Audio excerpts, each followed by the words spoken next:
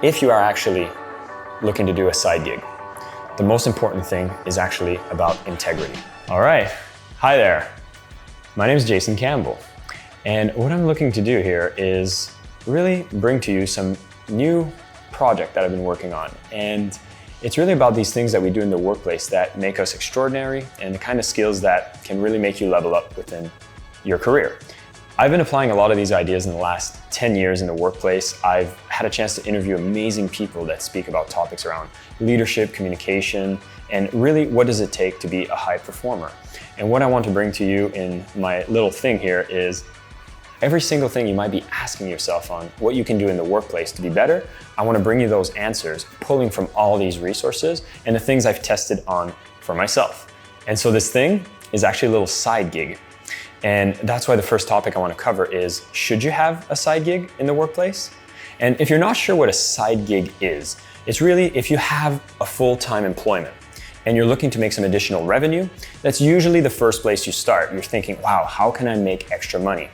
And the traditional examples you might see is people thinking, wow, maybe I should start driving an Uber, or maybe I should try to find a way I can teach on the side.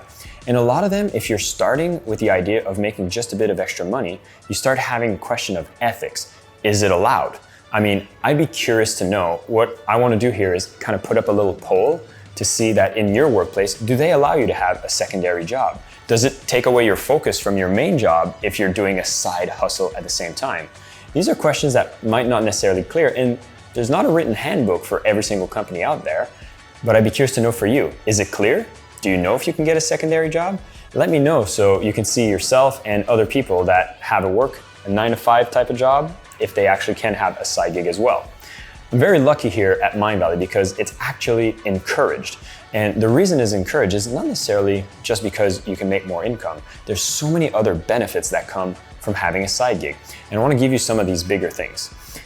If you look at an episode that I recorded with a professional called Dory Clark, she actually speaks about your reinvention, how you can actually completely reinvent yourself in the workplace. Because who you are today might not necessarily be who you are in the next 10 years.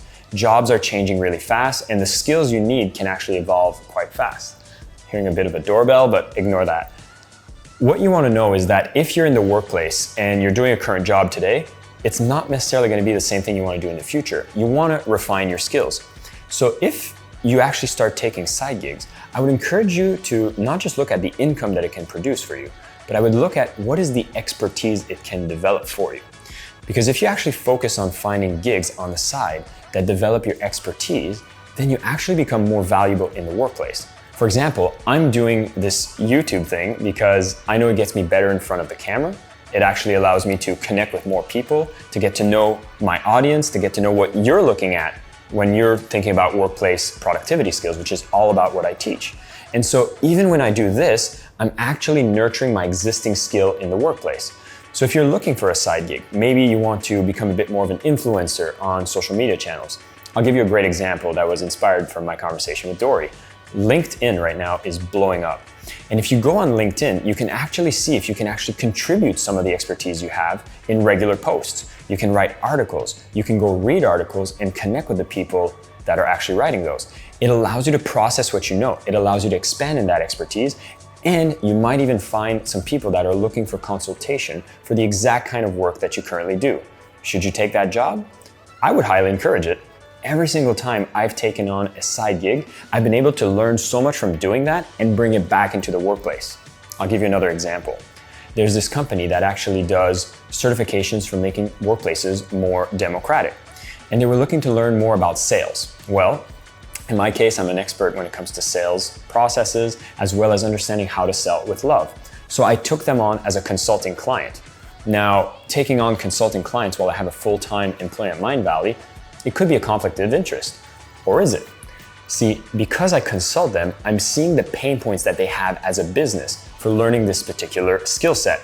Well, now that I've actually been able to consult them, I've learned about that and I can communicate it back to my team that sells their services of Mindvalley to every workplace around the world. So you see how I can take knowledge I would have gotten only by taking on this consulting client and I can bring it back into the core business. This becomes really important because now you're actually upskilling and up-leveling yourself so you become a domain expert within the workplace skill that you're looking to nurture. And the more you can build that up, the more valuable you are to the company. And guess what? Promotions can follow as well.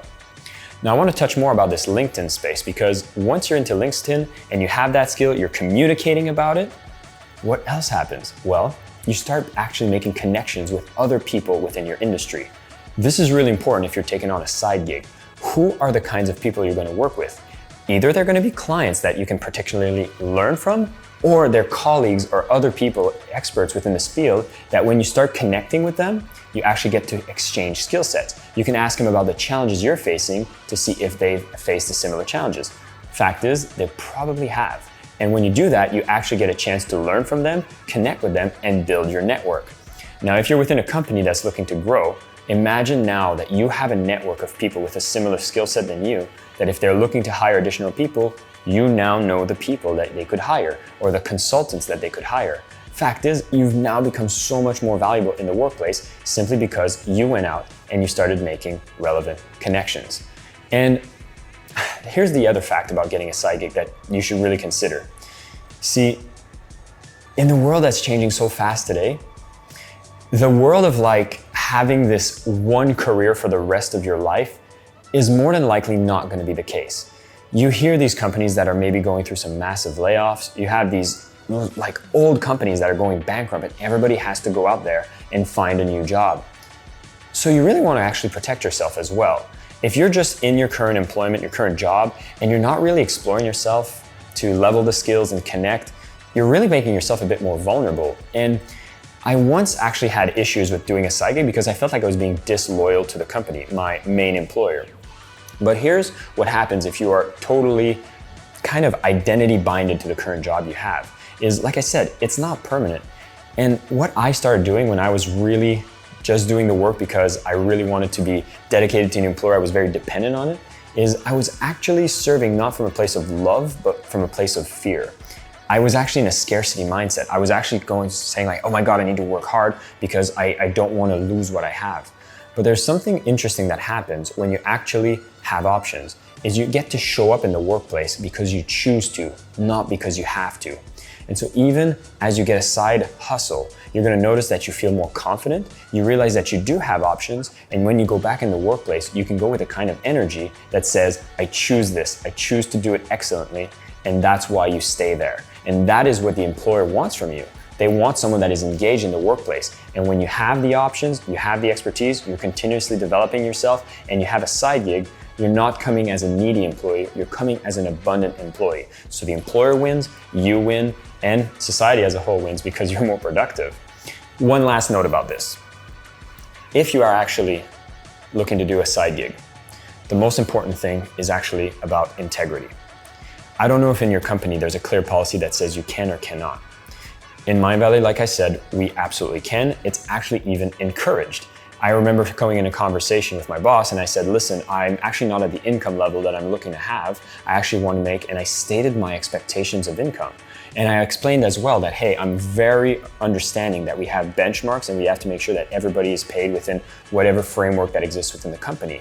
And so what I wanted to suggest is, why don't I take my time outside the 9 to 5 that I can actually use my skill sets to develop myself, become a better expert at what I do, build relevant connections, and really not become as dependent on the income so I don't have any financial stresses. And when I come into the workplace, I come at 100%. My employer was very happy with that idea. And so if you are having issues with negotiating your salary, or you feel like this policy is not encouraged, these are actually interesting points you can make by showing this video, because if you go to your employer and you actually go to negotiate the fact that you want to have a side gig, maybe they'll turn around and say, well, actually, we want 100% of your attention. And that could come at a cost, which means you might be able to get a raise. But definitely do communicate it. I would say most companies do not have a clear policy on this, so it's your job to communicate with your leadership, communicate with your manager, let them know your intention, and let them know about all the benefits that come back to the company so you can go out there, become a more valuable individual as you get a side hustle and get more money in the process. So I hope you've enjoyed the content that I shared for today. I'm really doing this as a test, and I want to know, does this idea resonate with you? I've already asked you to tell me if you had a clear policy on this, but I'd love to hear your comments. Do you see the value of getting a side gig? Do you currently have one? Are you looking to get one and you're kind of lost on where to start? I would love for you to leave a comment here because I'm going to read every single one of them. I'm going to give you some more ideas. I'll go more in depth on the topic if you feel something wasn't clear. And as I'm doing this project and you have questions in the workplace, let me know what they are, because I'm going to, in a future video, more than likely see if I can actually answer that for you. And of course, if you like this, give us a like, a big thumbs up on this video, and share with anybody else who's deciding if they should get a side gig or not. Because in my opinion, I definitely think it is a good idea, and I'd be curious to know your thoughts too. Thank you so much for watching. My name is Jason Campbell, and until next time.